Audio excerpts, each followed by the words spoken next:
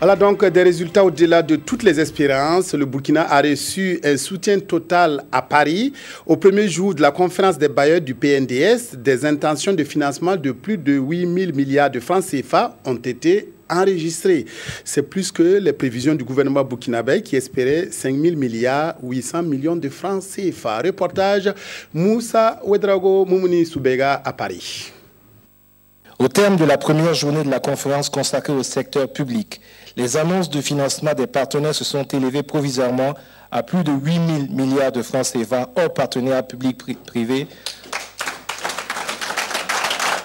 Le compte est bon pour le Burkina Faso. Sur un besoin de financement estimé à 5 milliards 800 millions de francs CFA, les intentions de financement annoncées s'élèvent à 8 000 milliards de francs CFA, soit un taux de couverture de 150%. Et avant la clôture de la conférence, le Premier ministre exprime sa totale satisfaction. Au-delà de nos attentes, nous n'espérons pas en venant ici atteindre un taux de couverture de nos besoins de financement qui atteint 150%. Donc vraiment c'est une grande surprise que nos partenaires nous ont réservée.